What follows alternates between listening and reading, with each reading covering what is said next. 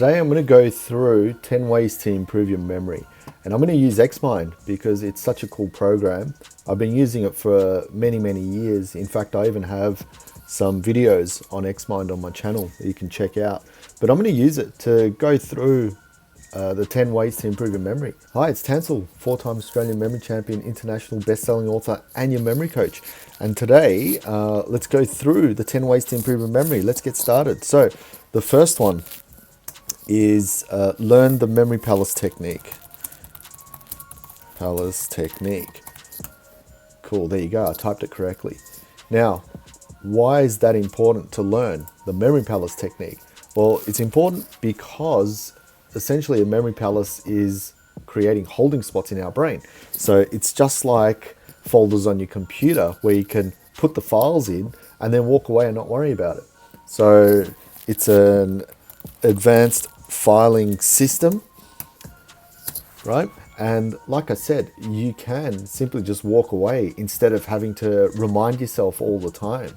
So it's great for retention, provided that you memorize correctly on there. Now, memorization is different to the memory palace technique. The technique is just a holding spot. Memorization is the way that you memorize onto this memory palace. So the memory palace has things called locations, right? And your locations can be things like, that are in order. So it could be, I'll give you an example of my house. My first location is my front fence. Then I've got my, let's say, driveway. And then I've got my front door, right? And then so on. And you can have as many locations as you want. The beauty of this is I can now associate things inside each of these. And then when I go back to recall, all I have to do is remember what story I made inside these locations. If you haven't checked out my memory palace video, do so because that explains it all in detail. I'm just going to go through the 10 ways to improve your memory in this video. So memory palace technique, very powerful.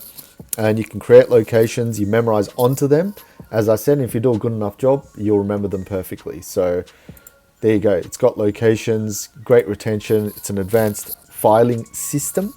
And there's many more, but definitely check out the memory palace videos I have. I'll put the links down below.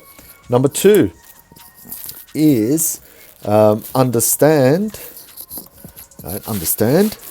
how linking and connection work. So I explained this as I was going through the memory palace technique. In order to remember onto these locations, I need to be able to understand how that works. Now, how do you know if your memory is working? If your connections and linkages are working, right? And how this works is through storytelling, if I can type it correctly. And storytelling is essentially grabbing things that don't make sense. So for example, things that you want to remember, aka a list, and then connecting that together via a story. So I'll give you an example. Let's say you wanted to remember the words a cat, and then a cup, and then a television, right? What you would do is you'd go, okay, a cat was drinking from a cup and vomited, and I threw the cup onto the television. It's a silly story, but hey, it's a story nonetheless, right? And the more out there you make it, the easier it is to recall. So there is a storytelling component. Now, the tricky part here is that if you don't make a great story, then it becomes difficult to remember, right? It's a bit of a challenge. If you make a creative story and you use lots of your senses, all that sort of stuff, then what happens is that the storytelling is powerful, hence the recall is powerful. So understanding how linking and connection work is fundamental to memory, of course, because that's what you're trying to do. You're trying to remember. But memorization is different. And retention, recall is different. So I want to be able to make sure that we can memorize effectively so that we can recall effectively, which is essentially from the memory palace technique. So that's linking and connection. Another way you can do it is through memory training, right? So you can do, for example, encoding exercises. And what that is if you've got, say, peg words right? You're like a number system or playing cards. Again, if you don't know what I'm talking about, check out my videos on that. And what that is just by going through visual imagery, right? Through abstract data like numbers, for example, like 17 could be a dog, 71 could be a cat, and so on. Just by going through some visual exercises and encoding that abstract data can help you with your connection work as well. So, and I've got another video on how to connect and memorize without having to actually test your recall. So that's a brilliant video because not a lot of people know that you can do that. People often memorize by testing their recall, but there are times where, especially during competition, is you can't keep using your locations and testing yourself, so you have to train smart. So that's another way of going about it, by training, storytelling, obviously using principles like smash and scope, which I've got a video on. This is the fundamental principle of memory. How do you make it memorable? Right? How do you use your senses, movement, association, use yourself, humor? I won't go through the rest. It's in the video below, so check that out. It's usually the #1 recommended video I tell people about when I'm talking about memory. Once you get this right, everything else falls into place. Like, you can tell better stories from it, then you can get stronger memory. So that's #2, understanding how linking and connection work. Let's get to #3, which is, I actually had use smash and scope. Right, I talked about it briefly here, the smash and scope. This is about the usage of it. Right, so how do we use the smash and scope? Well, I mentioned here briefly that it's using a senses, movement, association, right? But how do we actually use it in terms of on a location and connection as storage, right? So here we can use it on a location. And what I mean by that is, instead of visualizing a story on a location, right, on your memory palace, you can make that location memorable. So if you've got a front fence, don't just visualize the fence, right? I've got a white fence and it could be sharp, you know, on the edges and stuff. And if I touched it, I get a cut. So I can now create some sort of a vision, some sort of an association for that image and make that location memorable, right? I can also make memorization, spell it in the English UK way. I can make my memorization memorable as well by using, like I said, my senses. I could touch things, I could smell things, I could taste, and so on. So you can use the smash and scope in that way as well. You can exaggerate things, of course, positive imagery. Like I said, I've got a whole video dedicated to using smash and scope. Definitely go check that out. But in terms of usage, right, use smash and scope while you're doing these things. And the big one here is obviously names, right? If you're trying to remember names, if you visualize a John, you know, picture them in the toilet if you know the association, right? If you've got a Sandra, picture sand in her hair. You know, Tansel could be tinsel, tonsil, hey utensil. You're using a lot of things here as well. This is just an acronym if you haven't noticed. So smash and scope is a big one. I guess I mentioned it here, but like I said, this was the usage of it. So knowing how to use it is really the key. In fact, all of these skills are, you know, you can know about it, but if you don't know how to use it, it's kind of pointless, right? There you go. #4. Oop, I'm writing over. Okay, there we go. I'll just press tab. #4 is read visually. Right? This is a cool one. I should put #4 in there for consistency. There you go, read visually. And again, a lot of people read just the words, and what happens is, I don't know if this ever happened to you, right? If it has, comment down below. But generally when people read, is they read, and it's like, what did I read again? Let's go back and reread. Let's go back and reread. And it's not an effective way of connecting the content into your brain. And the reason for that is you're interrupting your reading. You're not concentrating, you're breaking up your concentration. So it's a staggered approach, and whatever you're reading takes a longer time, and it's not effective. So the best way to do it is to actually sit down, relax, chill, and look at what you're reading and try and visualize to the best of your abilities. Let's say you're reading something and it says, I'm just going to grab what's in front of me here. It says, place items on the nature strip on Sunday before your collection week. Okay, I've got a waste collection pamphlet in front of me. Of all things, I had to pick that up. So I can visualize placing items on the nature strip, right? And let's say I've got a lot of things and I'm putting, all this rubbish, or it doesn't have to be rubbish. It could be, people put televisions, not that we do, but you can put a lot of things on your nature strip and visualize doing that. You can visualize, maybe some of the items are heavy and there's a lot of them and it's out the front. So you can do that, and maybe you're doing it on the Sunday, right? Before, the bin, the waste people come and grab whatever that's there. And Sunday could be, your day home where you're relaxing. So you're bringing that Sunday feel to the visualization. So by reading visually, you're essentially increasing comprehension, right?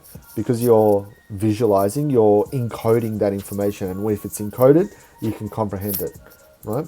If it's not visually seen, right, then it's a little bit more challenging. Now, for those people with aphantasia, right, again, they're probably saying, oh, I can't visualize stuff. I get it. You still can use your senses, right? You can hear, taste, smell, all that sort of stuff. And that's actually at a higher level than just visualizing stuff. So try and use that as well, because by integrating the other senses, you're now able to, again, improve comprehension. But you're also training your brain as well by reading visually. Did you know that? So that's another cool option there as well. And if you keep doing it, right, it actually goes into speed reading territory. If you're reading visually, then you can start using your finger to read. And man, I've got so many speed reading videos on my channel, so you've got to go check them out if you haven't done so already. So speed reading obviously can lead to greater performance in your reading. Remember, it's not necessarily about speed, it's about how you encode that into your brain. And because it encodes really quick, the result is speed. So it's not like you're doing speed on purpose. The speed is a result of you reading visually. So I just wanted to clarify that. So that's reading visually. You can definitely improve your memory. Let's go on to number 5. So I'll press tab this time. Number 5 is, and I've got memorize people's names. There we go. Now I've mentioned here, where was it? Smash and Scope. Let me see what I've got. Yeah, I've popped it in there. That's Smash and Scope. I've mentioned in here the names as well. So that's the connection part of understanding how linking works. That's understanding how to use it with names. This is more of an exercise, right? Memorizing people's names. So if you know how to use it here, that's great. And I mentioned, John and Sandra before. But memorizing people's names as an exercise, you can use, for example, Memory League, right? If you go to memoryleague.com, they've got exercises on testing your ability to remember names, which is really cool. Right, you go in there and they give some random names and faces, and you have to try and remember to the best of your ability. Why is training your memory for names effective? Because it's one of the hardest things to actually do, believe it or not. And the reason for that is you haven't got anything pre-memorized like numbers, right, where you've got peg words.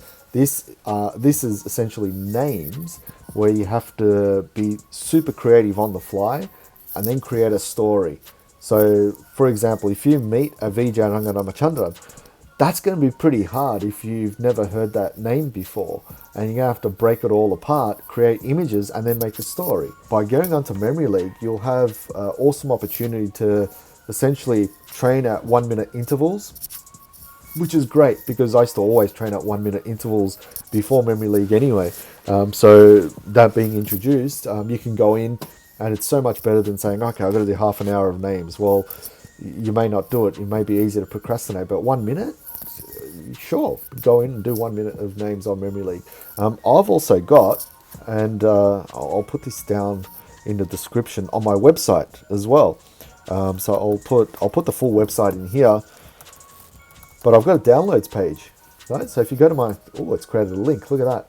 Amazing. If you go to my website, tansel.com/downloads, I've got a section for names as well, but there's no faces on there. So it just makes it a little bit more challenging when you don't have a face and you have to completely encode a name. So training for memorizing people's names is actually really powerful. I'll put here train just so you can understand the difference.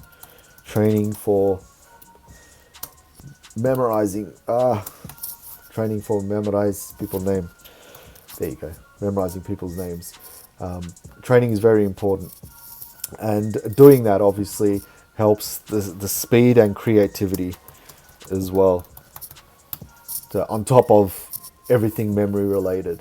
So go and do that. I'm not an affiliate for Memory League, by the way. I do train all my clients on Memory League, but again, I don't force anyone to use it or not. And I've also got downloads there, which is totally free. So that's cool. Next one, number 6, play memory games. All right. What is play memory games? We've got here, I mentioned Memory League, but we're also looking at things like, numbers. You're looking at creativity type of exercises as well. You've got, if you go to my downloads page again, which is there, I've got a ton of these as well, examples. So I've even got random colors that you can go and try and memorize, give that a go. So playing memory games, what does that do? Again, it just makes it more fun, right? Makes memorizing more fun. And what you want to be able to do is you want to play the games. And the more you play the games, the more you want to play the games. And then the more you play the games, then the better you get, right? That's what happens. It's like a dopamine kick. You just want more and more and more when you're playing the games. Whereas if you're just learning memory techniques, what happens is that it can become stressful after a while. If you get bored of it, or if you're not really interested in it, it becomes boring. So playing memory games actually makes it more fun and enjoyable, and that leads to better memory as well. Cool thing is you can play with other people, right? Don't just have fun by yourself, play with other people. And that brings about accountability. And accountability is great because, doing things by yourself can get tricky. It can be very difficult when you're doing it by yourself. But having a friend or a bunch of friends, you're accountable to each other and you grow together as well. And you can ask each other questions. It's great. So definitely do that.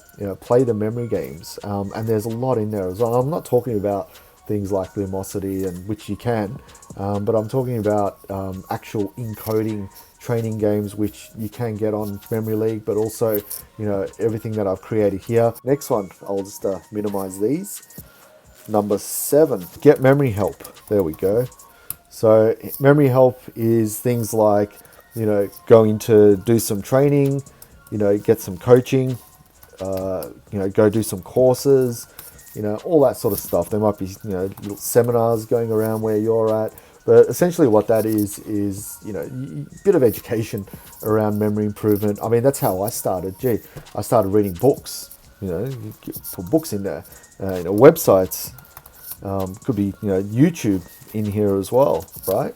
YouTube, as you know, it's got a ton of awesome resources for free. So you go and learn this stuff. I mean, it's amazing, right? So you can go and do these things, and a lot of good stuff online and a lot of value as well. I mean, I have a mailing list. It's not live now, but I'll put it live soon, where you can go in and get free lessons. And the lessons are actually, they used to be part of my online courses that were paid. Now they're free.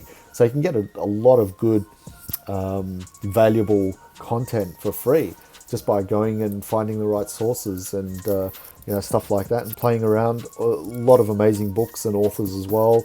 And there's generally people running training and coaching and all that stuff around memory. So definitely give that a go, because that is a fast track way to improve your memory. Obviously you can do all these things, but if you don't know what you're doing, and if you need the guidance, this will help you the most, because now you're really speeding up your knowledge, And the knowledge here is the power, because now you know how to use it, right? The real power comes from usage, but if you know the direction that you want to go and you understand it more and more, then it's easy to do all these things as well, which is really cool. So get the memory help. Number 8, teach others. There you go. So if I'll just even this out a bit. If you've learned about memory techniques, right, and you could be new, or you could be intermediate, maybe advanced. By teaching others, you're actually teaching yourself as well, right, to be a lot better, because now you're questioning certain things, you're trying to improve your methods, you're trying to improve your communication, and as you do, you're relearning a lot of this stuff. So teaching others the techniques is really quite powerful. It could be the memory palace, it could be linking, it could be the major system. There's so many techniques and knowledge that you can share just by teaching others. I mean, maybe you want to teach them how to memorize a speech or pass an exam, or memorize, religious texts like the Quran or Bible or something like that. Well, now you have the skills to do that. And because you're doing it, you're improving yourself along the way as well and become a master at it eventually. So that's a really cool one, teaching others. And I always sort of recommend people do that as well after they've improved, themselves in certain areas, because that's only going to drive you further. In fact, a lot of my coaching in the early days, I used to get my clients to teach me a particular topic at the end, because you end up doing your research and you end up learning more and more. So something like this is really quite powerful to improve your memory as well. Now, obviously, you don't have to do every single thing here. This is just 10 ways to improve. So you can just pick one and go for it. But that's the 8th one. Let's go to number 9. This is going to be a controversial one, but I'm going to use it anyway. I'm going to say use AI. Right, so how can you use AI? Simply ask it questions, right? And you can also ask it, well, what is a memory palace? How do I use it? Give me examples. Test my memory. You can do all that stuff, right? AI is amazing these days, and we can use it as a tool to help us move forward as well, right? You can recommend, I said teach others. You can recommend how you can teach a certain topic as well. You can recommend how you train certain things as well. The more you feed the right commands to AI, the more you can get better results for yourself as well. So, instead of just saying, give me the best ways to remember something, well, it's going to give you something a bit more generic. But if you say, take the contents of this video, right, which you can actually go to the transcript of this video. And this is what I do at times as well. I'll go to download the transcript of this video, feed it into AI and say, from what Tansel's saying, how can I further expand my skills to use AI to learn memory? Bang. There's a powerful prompt there for you, right? What I've done in the past as well is I've downloaded the transcript from my YouTube video, popped it into, say, ChatGPT, and I said, okay, spit out a blog article for my website, right? And it's done that through the transcript, and it's put everything into amazing order, and I've gone in and I've changed it and improved it even more. So you can do some really cool stuff. You can save these videos, save the transcripts rather, pop them into AI and have amazing notes for yourself. It's really quite cool. So definitely using AI, artificial intelligence, is an awesome way that you can improve your memory. Let's look at number 10. And this might shock you. Subscribe to this channel. Right? Why should you subscribe? Well, all of this you can learn. So subscribe to this channel. Obviously, I talk about all these things and more. I'll be doing more AI stuff actually. I haven't really covered this, but by subscribing to the channel, you're not only helping me, obviously, you're helping me help thousands of other people around the world. And I think that's a good thing, because the more we can get this message out there to people, the more we can make an impact as well. So definitely subscribe, like, share, do all that sort of stuff. And if you have any questions, comment down below, because I'd love to hear what you've got to say about this topic. Do yourself a favor, check these 10 things out, learn the memory palace technique, understand how link and connection work, use smash and scope, read visually, train for memorizing names because it's quite a creative and difficult task. Play the memory games, get interested, get excited about memory, get memory help, teach others, use AI, and subscribe to the channel. I'll see you in the next video. Cheers.